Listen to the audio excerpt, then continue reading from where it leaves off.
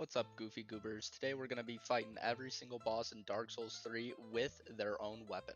For this challenge, I got myself up to New Game Plus 7, so the bosses still are a challenge, and I upgrade the weapons as well. Now, you're probably wondering, why isn't he at the start of the game? Why is he in the Undead Settlement? Well, that's because I lost the footage for Vort and Gundyr, so we're starting with the tree. Hope you enjoy. So hopefully we could come first try. For weapon number 1, we got our store spear, which is absolute garbage, and then the second weapon is the Halflight greatsword, which operates like any other greatsword. As with the tree, you run around, beat up his ball sack, and then he goes, "They see me rolling." Once I finally crushed his nuts, then I pulled out the Halflight greatsword and started working away at him. He decided he'd pound me not once, but twice into the ground for castrating him. I decided it'd be better to use the greatsword in phase 1 since you could ward off his goons, and then use the spear for stage 2. As you can see, the spear is perfectly suited for his stage 2, locking onto his weak points. But alas, the spear actually was working fine. I run around, beat his sacks up, then he has a little bit of health left, so I gotta give him a manicure with the spear, and he's down for the count. Boss numero dos is not the Crystal Sage. First up, we got the Farron Greatsword, which is slow as can be, and also the Wolf Knight Greatsword as well. So for the first stage, I thought it would be smart to use the super slow weapon when we had multiple enemies, which I ended up changing strategy on that later. Now, as per usual, you just run around, go to his back, get the backstab in, and you're good. This is where I swapped the weapons, so that was me finishing him with the Wolf Knight Greatsword. Now I got the Farron Greatsword, backstab, boop, you're dead. Now it's time for the Crystal Sage, and the weapon of choice for this one is the Crystal Sage's Rapier. Now I will say, this weapon was quite dookie, but that's mainly because of my player build. Anyways, the main issue in this fight was the stage 2, of course.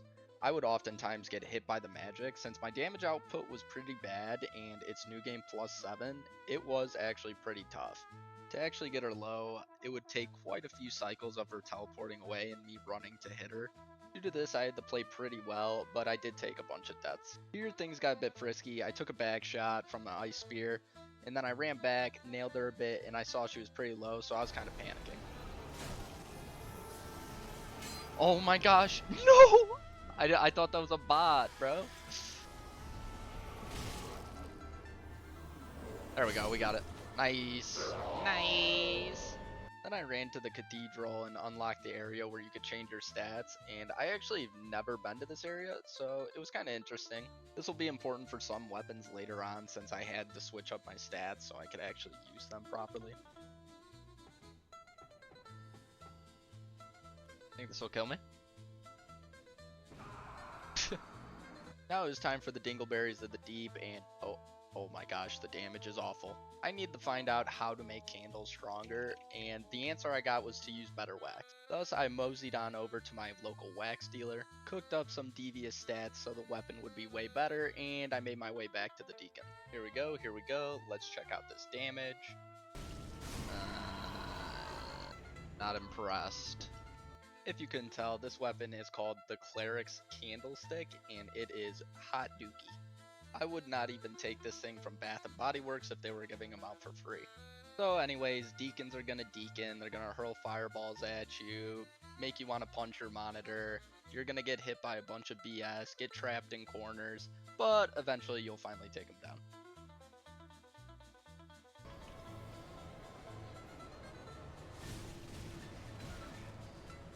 Die! Yes! Yes! Yes! Thank gosh. Ooh, got the heart racing there. Now it's time for dry bones, and the weapon of choice here is Wolnir's Holy Sword, which is actually pretty good. Now, honestly, there's not much to say about Wolnir. He is probably the most trivial boss in this game other than the Wyvern. His first shackle got obliterated within 2 hits, one being a heavy and one a quick swing. Second one, I just meandered into his wrist, kept swinging, and it blew up in smoke. At this point, he was pretty nervous because I had his own weapon before him, and he went down. Ah, perfect. That was easy.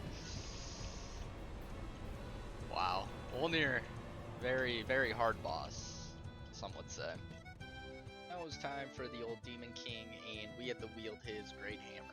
This fight was pretty easy. The hardest thing about it was actually getting used to the hammer because I felt like I was swinging a sack of potatoes every time. I ended up actually getting hit quite a bit and I died. So I was actually utilizing my flask in this fight, but otherwise not too hard. Nuke time. Boom. Ladies and gentlemen, we got him. Ow. Now you're dead. Okay, Demon King, not too bad. Now it was time for Ponitff Sulyvan, always my favorite. His first weapon is the Great Sword of Judgment, and sword numero 2 is the Profane Greatsword. I first used the Great Sword of Judgment in Phase 1 because it's much quicker than the Profane Greatsword. So in Phase 2, Pontiff's not as active, so I figured it'd be better in that stage. And without a doubt, I could proudly say, I finally took Ponitff down on my very first try. I think I could beat this guy first try every time now. I've gotten so good at Ponitff. Like, first try is honestly pretty dang good. Now honestly, Aldrich leaves a bitter taste in my mouth. The weapon I chose for this was the Dark Moon Longbow. It was stupid. I should have used the scythe. I didn't think I needed to. Almost every time I would charge up an arrow and then I'd get hit when he teleports and it was driving me insane. The furthest I got with the bow and arrow was like a quarter of his health because I just would constantly make mistakes. So because of that, I ended up giving up on Aldrich, and reluctantly so while I'm editing this. Listen, kid, I think you'd be more comfortable over at that place. Weenie Hut Juniors! Alright, we're not cheesing Yhorm like in the broken sword, short sword. We're fighting this guy. Yes, this time I did do Yhorm legitly. For this fight we used Yhorm's Great Machete, and it actually blew my expectations out of the water. Now, the best way to describe this fight would be... To the left, to the right now. Take it back now, y'all. Yeah, that's really all there is to Yhorm. You just keep beating him till he eventually falls down, and then you could get the critical damage in. But otherwise, pretty simple fight. Good night, Yhorm. Hey, first time I didn't use Stormcrawler. I mean, it was fairly easy. Yer. Now I channel my inner Jack the Ripper and kill this helpless maiden. Then a big maiden appears and she trivializes me. So anyways, now it's time to fight the dancer, and we got her enchanted swords. I liked spamming the Beyblade move because it would do solid damage, and it was just funny seeing my character spin in a circle. As I play Dark Souls 3 more and more, I found that I've actually gotten quite good at a lot of the bosses that I enjoy, and Dancer's one of them, and it only took me like 2 or 3 tries to actually beat her. Also, the enchanted swords were actually a pretty good weapon. And the spam rolling's crazy. Pop. Good night. That was easy. Oh, Oceiros. To slay this dragon, we will be using the Moonlight Greatsword. As with every Oceiros fight, I just get up into his pelvic area and start beating the crap out of him. I tried using the weapon art a couple times, but it was doing even less damage than normal swings, so I kind of just put that in my back pocket. During this fight, I was able to stagger Oceiros plenty of times, resulting in me being able to pile up a lot of damage. I was actually getting really good RNG in this fight until he finally used the charge attack once, but it actually didn't wipe me out. It only took about like 60% of my health bars, so I was able to easily heal up, run at him, swing, and kill him. Remember the days of Oceiros being a hard boss in my mind, to now this. Now it's time for Champion Gundyr, and we will be using his halberd against him. It took me a couple seconds to get used to the halberd because the swinging motions were way different than a sword, and the timings for when I could roll out of it was also way different. I thought two-handing would be better for this weapon, but I ended up resting on single-handing because it felt quicker, and the damage difference wasn't that big. Whoa, whoa. Yeah, it was about time I was able to finally dodge that move where he flicks you up in the air and then kicks you. All in all, Champ Gundyr wasn't that bad. I killed him my first try. For some reason as well, when I'd get out of his attack range and he was mid-attack, he would just kind of swing at his back, which was weird too, and I thought it was funny. Why does he keep doing that? He keeps like not swinging at me at all. Oh my gosh, that was the first time I ever dodged that move too. Well, that was easy. Now we got the Dragonslayer Great Axe, and this weapon is so fun to use. I love the weapon art where you just channel the lightning and slam it down. The damage really does go crazy. Dragonslayer Armour is always usually a fun boss fight in my opinion. Weirdly enough, a lot of times when I'd be attacking him in his chest, he would just give me like a high top fade and whiff. He did end up killing me once, but that wasn't too worrying because I knew this fight would be easy, especially with one of the best weapons in the game. Here, when I'd sprint in and it would do that stupid like ground attack, it just kept missing. It did tick me off a little bit as well. How'd that not hit him? This game's scamming me. What?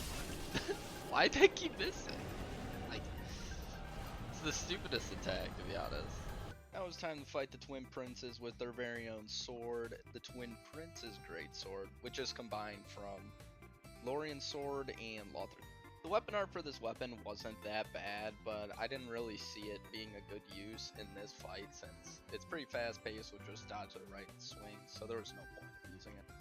Now to be honest, I was fighting these guys like I was lobotomized. Every time he would do the overhead slam in phase 2, I would just get nailed by it. I don't know what my issue was, but once I finally found my groove, then it was easy because Twin Princes really aren't that hard. So yeah, I was able to take him down.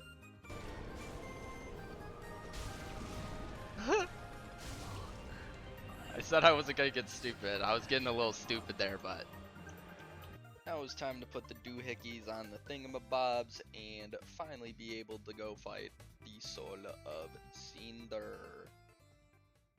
Next up, we got the Firelink Great Sword, which is a pretty cool design in my opinion. Now, don't let the footage fool you. I'm still pretty trash at phase 1 Soul of Cinder. I did die a couple times, but it wasn't too bad. With the Firelink Greatsword, I was actually able to get a lot of posture breaks on Soul of Cinder, which made it way easier to get through his phase 1 and ultimately his phase 2 as well. I don't got much else to say, just enjoy some of the gameplay.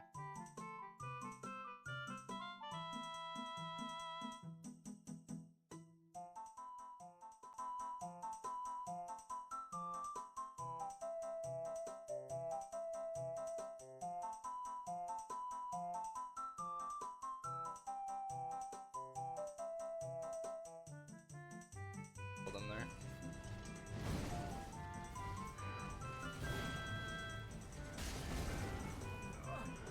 Please don't kill. Oh, they're alive. Oh. Oh, he's dead. Yeah. Cool. Next thing on the list was to go to Dragon's Peak, but first I gotta change my stats, and I mainly allocated into Dex and Faith. As per usual, it's time to take out the Wyvern. Don't hit me off the ladder. Ow.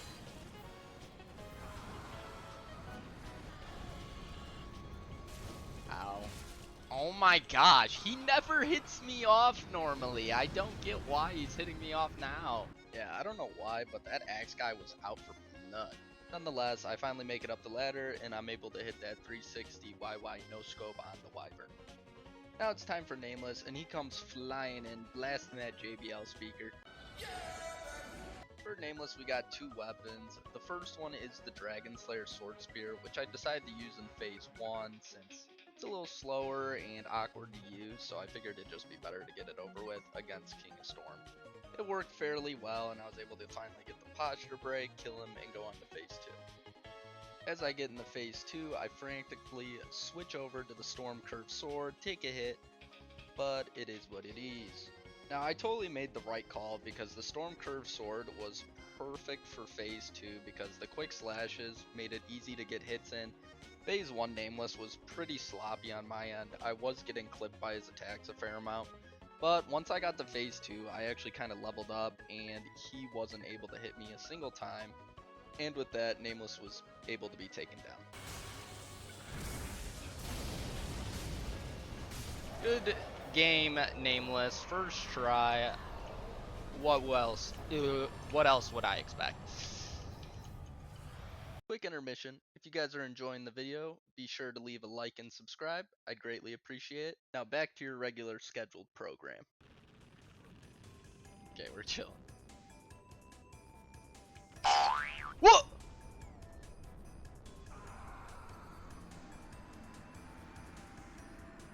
What was that? What was that? Like I hit a trampoline. Oh my gosh. Okay, I didn't bounce that time. Now it's time for the Grave Nightmare, and his weapon is the Valor Heart, which actually was pretty good, against him at least. What was great about this fight is I could use his own tactics against him. I was flipping back and forth, bitch slapping him with the shield, getting the sword slashes in. It was going great. Now obviously I got clipped a lot, but I was able to heal up sufficiently and then end up finally killing him. During the 1v1 with the wolf, I had a few scares. I thought I would die and end up having to face this guy over and over again, just like the level 1 run. But luckily, I locked in, got him down. Okay, first try Gravetender, was not expecting it. Worked out, baby, let's go. Let's go.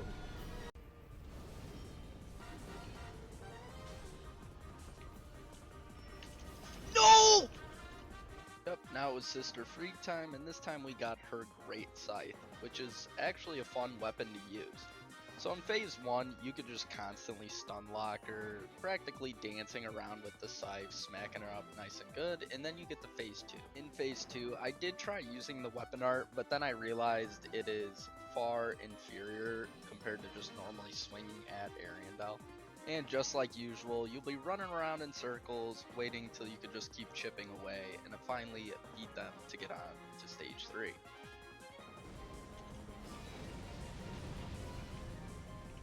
What?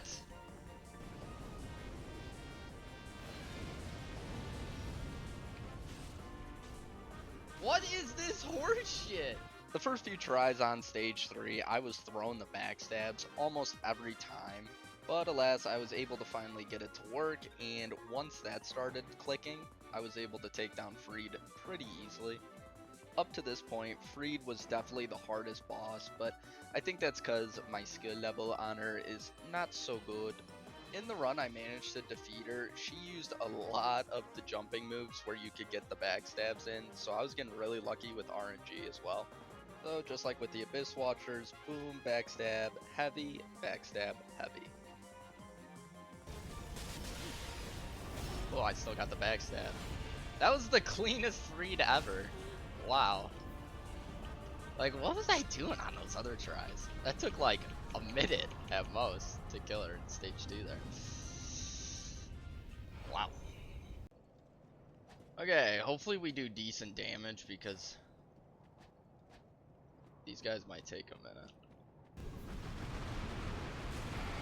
Oh my gosh, there's no possible. Yeah, for the Demon Prince, his weapon is called the Demon Scar, and obviously it's the least optimal weapon for this fight considering they highly resist fire damage. After numerous attempts on the first stage, I did eventually make it to the Demon Prince, but the damage was even worse here, surprisingly. Like, I just kept beating away at this dude, and I was thinking maybe when I get the posture break and the riposte, the damage would be good. It wasn't. It's just, this fight was going to take way too long, and I do not have the time to just keep hacking away at it for hours on end. So, just like Aldrich, I bit the bullet, and I just gave up. Oh my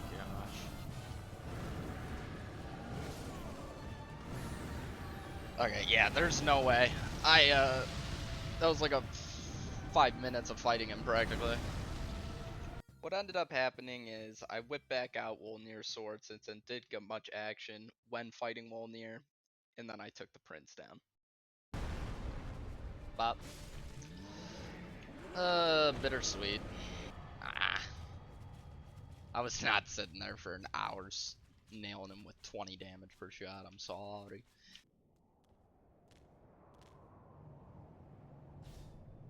Oh wait, that's not what you're supposed to do there? What was I thinking? You gotta raise the banner, brother. Next up is Midir, but first we gotta inject some steroids and get that dex to the max. So the weapon of choice this time was the Friede blade, and man was this katana doing work. Now usually Midir is big, bad, and very scary, but this katana was doing so much damage. I was doing 380 a hit, and I was able to get to his stage 2 in like a couple of minutes. It was pretty fast. And since it was pretty fast, this was my cleanest Midir fight ever. I actually no-hit him, and I didn't die a single time.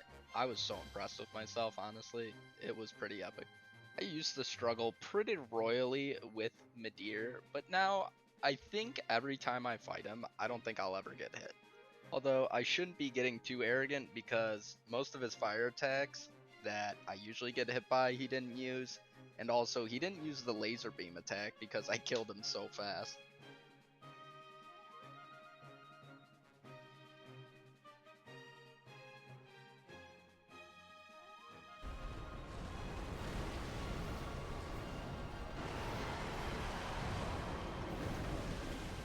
Wow, Midir first try is honestly hilarious. The days I used to struggle, but once you know how to fight him, he might be one of the easier bosses, I will not lie. Not that I'd lie.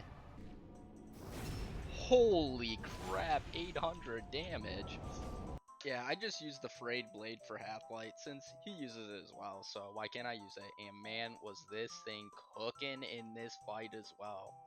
When you could just bully these guys by spam attacking, and you got a health bar so you could tank majority of attacks, the NPC fights aren't that bad then. But man, in most challenge runs, these guys are a headache and a half. Look at that, I hated this guy before. My game's crashing. Oh my gosh. It better have saved, that's all I gotta say. Okay, please save the game.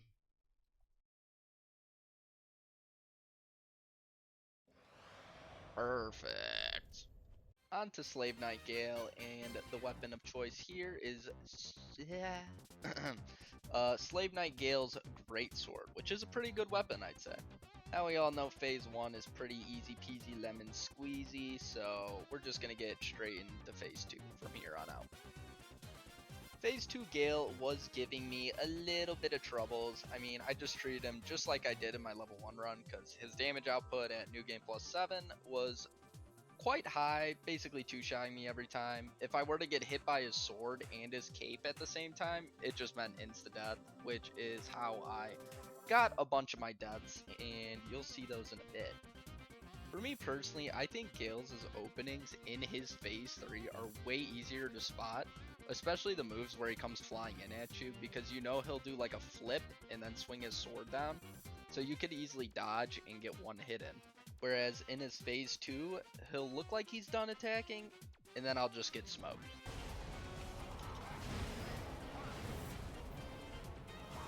No fucking way I just did that! Ah!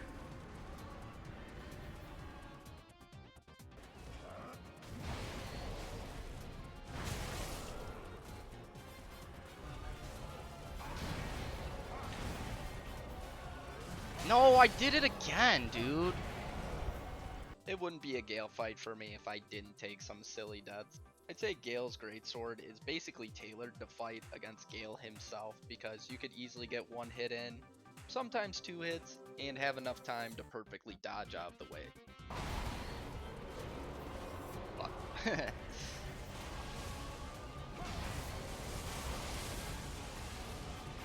Yup, that would have been death if he didn't die there.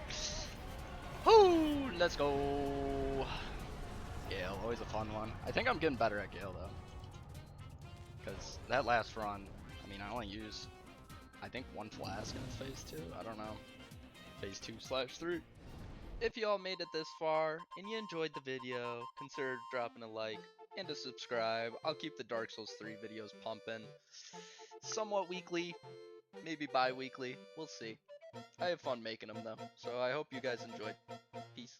Another day, another victory.